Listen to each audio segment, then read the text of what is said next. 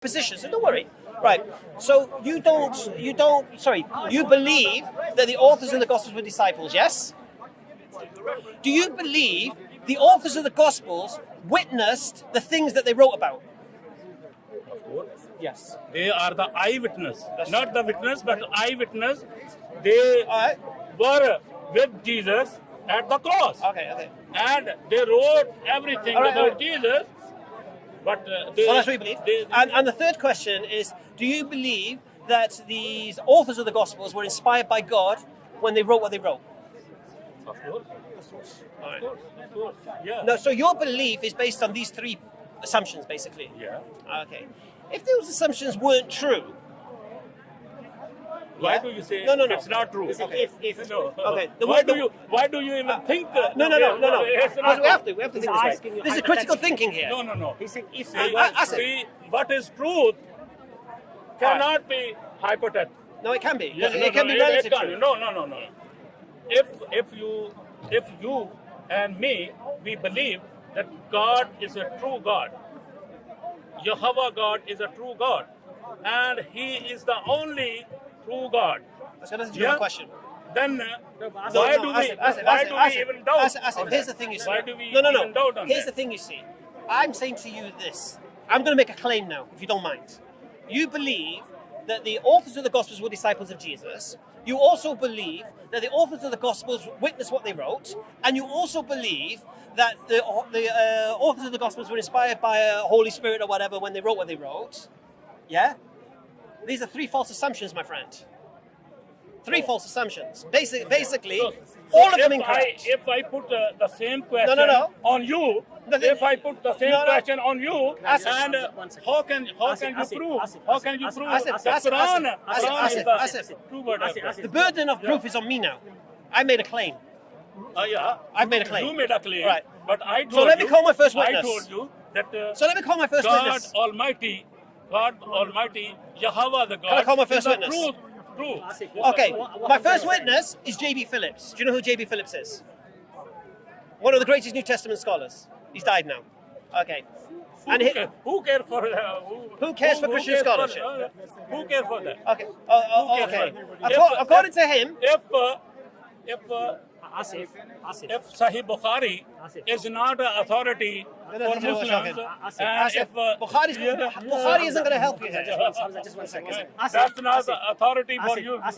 Let's have the discussion where it started in a way that have your say, let him make his point, and then come back and then say, look, I made a claim here. You should be waiting for my evidence. If you disagree with what he says, you can give your reasons why you disagree. But it'll make a better discussion. All right. All right, let's go claim number one. Were the authors of the Gospel disciples of Jesus? No. Okay, why not? Were the authors of the Gospels disciples of Jesus? He says yes. All right, so let's refute that one first. Who was the Mark? Who was John? Who was Matthew? Make his point. They were the eyewitnesses. No. They were the I understand what you believe. They were the eyewitnesses. I understand what you believe. I understand what you're saying. I do understand what you believe. You believe they were eyewitnesses at the time of disciples. I'm going to show you you're wrong. That's all. And whether you accept it or not, it's up to you. I don't mind. All right. I'm trying to. Right. So your first claim is that the authors of the Gospels were disciples of Jesus, right? Well, there was no disciple called Mark, we know that. And Luke, there was no disciple called Mark, we know that. And there was no disciple called Luke, we also know that. Well, by mouth. Okay, one second. All right. Was there a disciple called Luke? All right.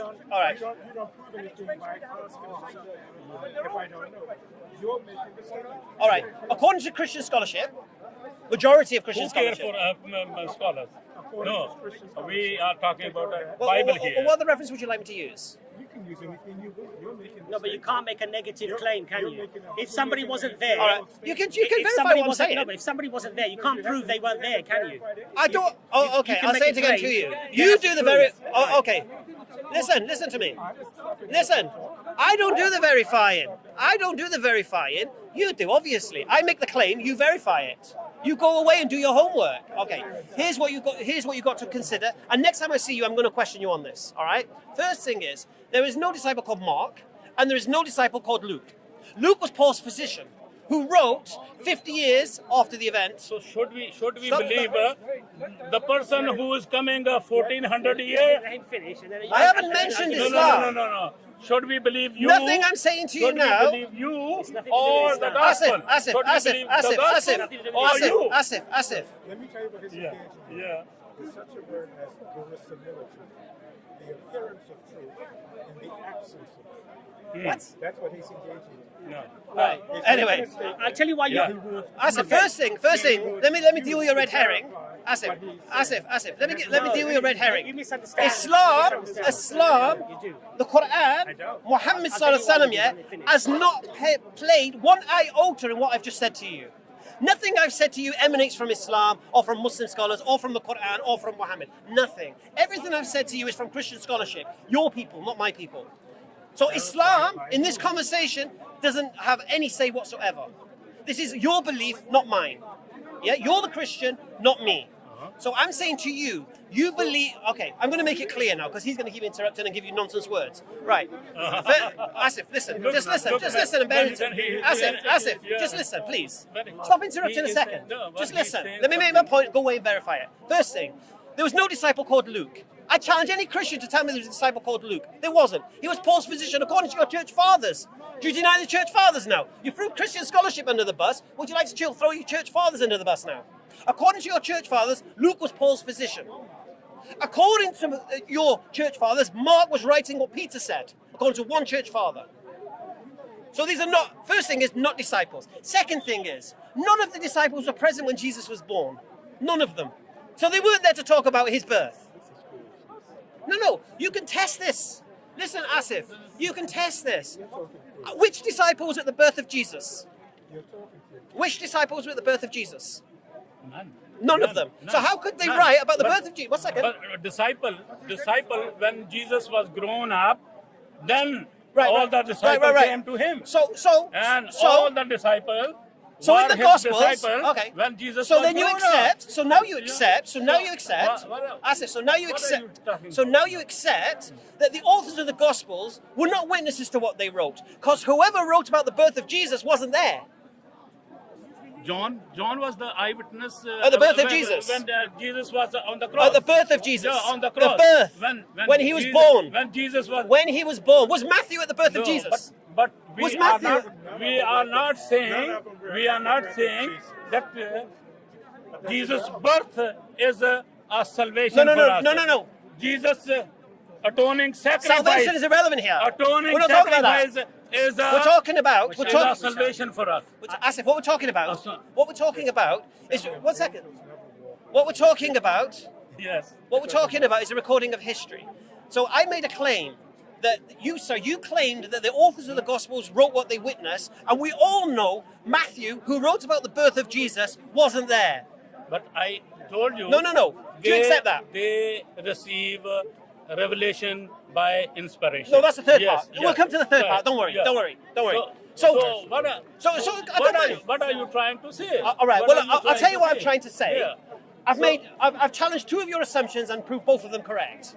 One, they weren't disciples who wrote. Second, they weren't They witnesses. were all disciples. Luke wasn't. They were all disciples. Luke wasn't. Yeah. Luke wasn't. They were 12. Luke wasn't. In fact, 12 disciples. Luke wasn't. But all 12 Luke didn't wasn't. write. Luke wasn't. All 12 didn't write. Luke wasn't. All 12, Okay, all that's it. 12 That's didn't it. write. Your church Only- fathers. only Your church four. fathers. Only four Listen of to them. me. Your church Only four fathers. of them. Your church They- fathers say Luke wasn't a disciple. Are you saying he was a Oh, disciple? church father. They wrote so many articles about these things. Oh, okay, I'll say it again to you. And they all prove that Your church fathers. Anjil, Your Anjil church. is perfectly No. right. Stay on point. Revelation. Your church Revelation. fathers all say Luke was not a disciple of Jesus. He was Paul's physician and wrote what Paul told him. Yeah. But he was. So he at wasn't the a time disciple. of- So at he the wasn't time a of- disciple. at So the he time- wasn't a disciple. at So the we time can of we Jesus. can discount your first Yeah, assumption. at the time Your of second Jesus. assumption was eyewitness testimony. It wasn't eyewitness testimony because they were not there for everything that happened in Jesus' life. They weren't there, for example, when Jesus prayed alone. They didn't hear what he said. They weren't there. So how could they tell you what Jesus said if they weren't there? So the second assumption is also false now. Your third assumption, Holy Spirit inspiration. Where'd you get this from? You tell me which gospel writer claimed Holy Spirit inspiration. Where do I get this No, from? which gospel writer claimed Holy Spirit inspiration? All of them. Which one? All of them. All of them are inspired. No, don't tell me they were inspired. Even John. Don't you tell me. Even John, when he's writing. Did you understand my question? When John is writing the Revelation. Did you understand my John, question? yeah.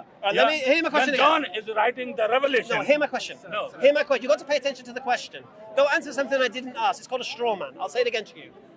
Did any of the gospel writers claim they were inspired by God when they wrote what they wrote? They all. Where? They all. Where did they make the claim?